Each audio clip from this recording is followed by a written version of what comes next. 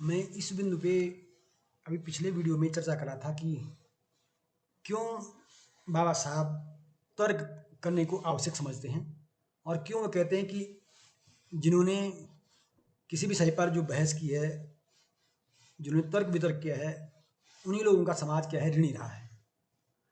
तो अपनी बात को आगे बढ़ाते हुए बाबा साहब कहते हैं कि भारत में जो समाज सुधारक रहे हैं, उनके समय भी वो समाज सुधारक मित्र थोड़े रहे हैं और आलोचक बहुत ज़्यादा। इसलिए वो बाबा साहब जो है समाज में जो समाज सुधारक और राजनीतिक सुधारक थे, दोनों को अलग अलग वर्गों में विभाजित कर देते हैं। बाबा साहब कहते हैं कि पहले जब हमारे देश में जब स्वतंत्रता के लिए और सामाजिक सुधारों के लिए आंदोलन हुआ, तो पहले दोनों जो वर्ग थे, समाज सुधारक और राजनीतिक सुधारक, दोनों साथ साथ चले। लेकिन कुछ समय बाद क्या हुआ कि समाज सुधारक जो वर्ग था वो पीछे छूट गया और कमजोर हो गया। केवल राजनीतिक सुधारों वाला वर्ग ही आगे बढ़ता रहा और इसके लिए वो कहीं ना कहीं उस समय की जो तत्कालीन भारतीय राष्ट्रीय कांग्रेस थी उसको भी जिम्मेदार मानते हैं। तो वो कहते हैं कि धीरे धीरे कांग्रेस ने क्या कर दिया कि सामाजिक सुधारों को दरकिनार कर दिया और केवल राजनीतिक सुधारों को ही महत्व दिया है। ये बाबा साहब के विचार थे, जैसे उन्होंने लिखा भी है। वो स्वयं बाबा साहब इस संदर्भ में 1892 ईस्वी में जो भारतीय राष्ट्रीय कांग्रेस का इलाहाबाद में अधिवेशन हुआ और उस अधिवेशन की जो अध्यक्षता व्योमेश चंद्र बनर्जी, डब्ल्यू सी बनर्जी ने की। तो बनर्जी के उस अधिवेशन में अध्यक्षीय भाषण का उल्लेख करते हुए बाबा साहब कहते हैं कि श्री बनर्जी कहते हैं, कम से कम मैं उन लोगों से सहमत नहीं हूं जो कहते हैं कि जब तक हम अपनी सामाजिक व्यवस्था को सुधार नहीं लेते तब तक हम राजनीतिक सुधार के योग्य नहीं हैं। मुझे इन दोनों के बीच कोई संबंध नहीं दिखता। क्या हम राजनीतिक सुधार के लिए योग्य इसलिए नहीं है कि क्योंकि हमारी विधवाओं का पुनर्विवाह नहीं होता और लड़कियों की शादी दूसरे देश की तुलना में कम उम्र में कर दी जाती है, क्योंकि हमारी पत्नियां और पुत्रियां हमारे साथ गाड़ी में बैठकर हमारे मित्रों से मिलने नहीं जाती और क्योंकि हम अपनी बेटियों को ऑक्सफोर्ड और कैम्ब्रिज में पढ़ने नहीं भेजते। और जब ये शब्द डब्ल्यू सी बनर्जी कह रहे थे तो उस समय श्रोताओं ने हर्ष ध्वनि की थी। तो बाबा साहब कहते हैं कि जो मैंने अभी ये बातें कही, तो बनर्जी के का जो वक्तव्य था, बनर्जी ये कहना चाह रहे थे कि मैं इस बात से सहमत नहीं हूं कि राजनीतिक सुधारों के लिए सामाजिक सुधार आवश्यक है।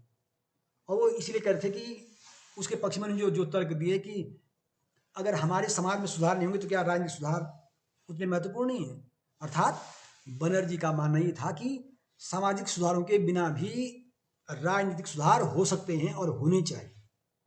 परंतु बाबा साहब इस बनर्जी की इस बात से असहमत थे। अब अपनी असहमति के लिए बाबा साहब क्या तर्क देते हैं, वो कहते हैं कि मैं इस बात को मानता हूं कि राजनीतिक सुधारों के लिए पहले सामाजिक सुधार जरूरी है। और वो कहते हैं कि मैं अपनी बात के पक्ष में कुछ तथ्य रखूंगा और वो उन तथ्यों को कैसे रखते हैं वो मैं आपके समक्ष रख रहा हूं। वो कहते हैं कि कैसे अछूतों के साथ सलूक किए गए हमारे भारत में, तो उससे वो बताना चाहते हैं कि कैसे क्यों पहले सामाजिक सुधार जरूरी हैं और तब हमें राजनीतिक सुधारों की आवश्यकता है। वो उदाहरण देते हैं कि मराठा शासनकाल में अछूतों को उस सड़क पर चलने की अनुमति नहीं थी जिस पर कोई सवर्ण हिंदू चल रहा हो, ताकि उसकी छाया से हिंदू अपवित्र न हो जाए। इस संदर्भ में वो बहुत सारी बातें लिखते हैं। दूसरा उदाहरण वो देते हैं कि मध्य भारत की एक अस्पृश्य जाति थी उस समय, बलाई। और वो कहते हैं कि बलाई जाति पर वहाँ के जो हिंदू ने उनको कहर ढाया, उसका वो जिक्र करते हैं। और उस समय का जो समाचार पत्र टाइम्स ऑफ इंडिया, तो 4 जुलाई 1928 को टाइम्स ऑफ इंडिया में खबर छपी थी और उसके संवाददाता ने एक रिपोर्ट दी थी कि इंदौर जिले के सवर्ण हिंदू ने अपने गांव के बलाइयों से कहा कि अगर तुम लोग हमारे गांव में साथ रहना चाहते हो तो तुम्हें इन नियमों का पालन करना होगा। अब वो नियम क्या थे? बलाई ऐसी पगड़ी नहीं पहनेंगे जिसकी किनारी पर सोने का लेस लगा हो। बलाई जात के लोग फैंसी या रंगीन किनारी वाली धोती नहीं पहनेंगे। सवर्ण हिंदू के घर में किसी व्यक्ति की मृत्यु हो जाने पर बलाइयों को उनके रिश्तेदारों को खबर देने जाना होगा, चाहे वो रिश्तेदार कितने ही दूर क्यों ना हो। हिंदुओं के सभी विवाहों में बलाई बारात के आगे आगे और विवाह के दौरान बाजा बजाएंगे। बलाई औरतें चांदी या सोने के गहने नहीं पहनेंगी। बलाई औरतें हिंदू महिलाओं की जचगी बने अर्थात उनके प्रसव के समय मौजूद रहेंगी। बलाई मेहनताने की मांग किए बिना सेवाएं प्रदान करेंगे और हिंदू उन्हें खुशी खुशी जो कुछ देंगे उसे वे स्वीकार करेंगे। जिन बलाइयों को ये नियम मंजूर नहीं होंगे उन्हें गांव छोड़कर चले जाना होगा। बलायुओं ने इन नियमों को मानने से इनकार कर दिया और हिंदुओं ने उन्हें प्रताड़ित करना शुरू कर दिया।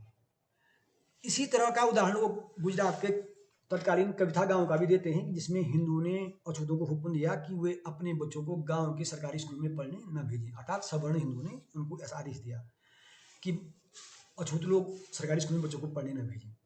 गुजरात में ही अहमदाबाद जिले के जानू नामक गांव में अछूत परिवार की स्त्रियां जब धातु के बर्तनों में पानी लाने लगी तो अछूतों द्वारा धातु के बर्तनों का उपयोग सवर्ण हिंदुओं को अपनी प्रतिष्ठा के खिलाफ लगा और उन्होंने इस बेअदबी के लिए अछूत औरतों पर हमला कर दिया। इसका भी बाबा साहब जिक्र करते हैं। जयपुर रियासत के चकवारा गांव में एक अछूत ने जब तीर्थ यात्रा से लौटकर धार्मिक कर्तव्य के रूप में गांव में अछूत परिवारों को भोज का निमंत्रण दिया तो घी में बने पकवान परोसने पर सवर्ण हिंदुओं ने लाठी लेकर उन पर हमला कर दिया, क्योंकि उनका मानना ये था कि ये जो अछूत हैं ये घी का प्रयोग नहीं कर सकते हैं। घी का प्रयोग करना केवल उच्च जाति के लोगों के लिए ही वो उचित मानते थे।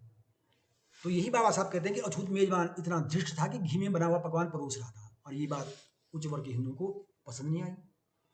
इन तथ्यों के बाद बाबा साहब पूछते हैं कि मैं राजनीतिक दिमाग रखने वाले हिंदुओं से, सवर्ण हिंदू से पूछना चाहूँगा या पूछूंगा कि जब आप अपने ही देशवासियों के एक बड़े हिस्से जैसे अस्पृश्य वर्ग को सरकारी स्कूलों में पढ़ने नहीं देते, उन्हें सार्वजनिक कुओं से पानी भरने नहीं देते,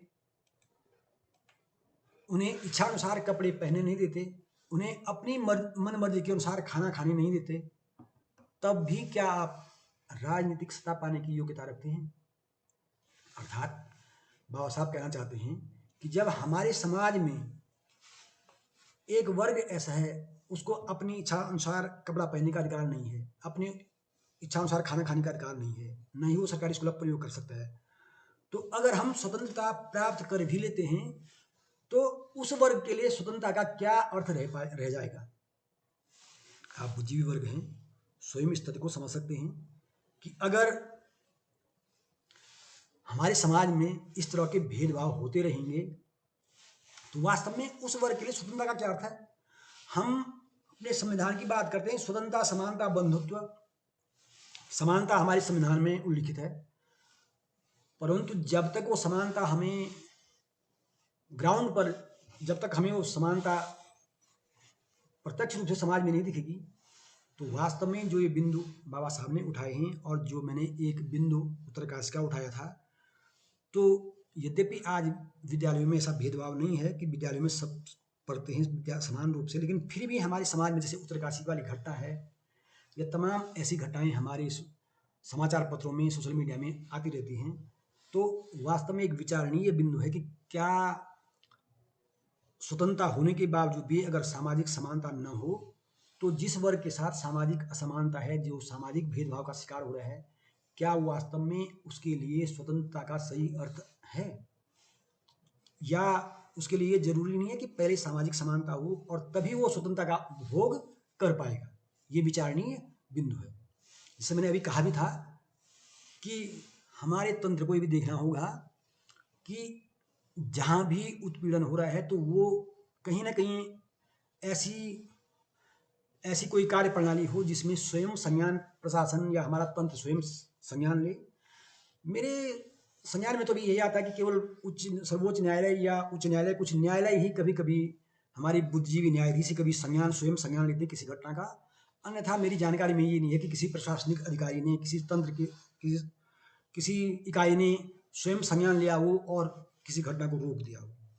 अपेक्षा यही होती है कि जब पीड़ित शिकायत करेगा, साक्ष्य प्रस्तुत करेगा, तभी दूसरे पक्ष पर कार्रवाई की जाएगी।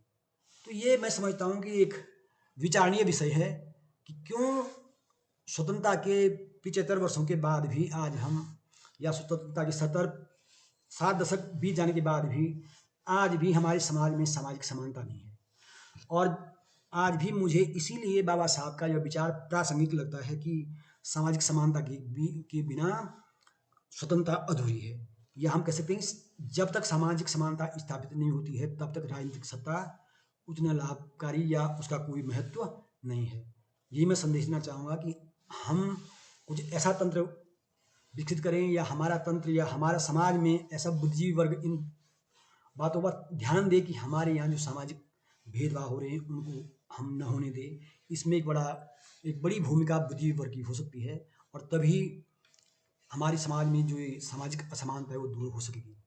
अंत में मैं कह सकता हूँ कि आज भी बाबा साहब के विचारों को समग्र रूप से कार्यान्वित किए जाने की आवश्यकता है।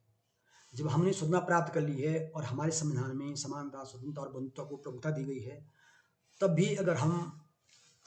भी आज अगर दलित वर्ग का, निम्न वर्ग का उत्पीड़न हो रहा है, तो ये हमारे लिए बड़ी शर्म की बात है। ये हमारे लिए एक सोचनीय विषय है और हमें वास्तव में निश्चित ही ऐसी कार्यप्रणाली विकसित करनी होगी। अपने समाज को इस तरह से जागरूक करना होगा हमारे समाज में कि हम खुलकर इस तरह के उत्पीड़न का विरोध कर सकें और ऐसे उत्पीड़न की घटनाएं होने ही न दें। तभी हमारी ये सार्थकता होगी कि हम वास्तव में स्वतंत्र हो गए हैं और हमने स्वतंत्रता प्राप्त कर ली है।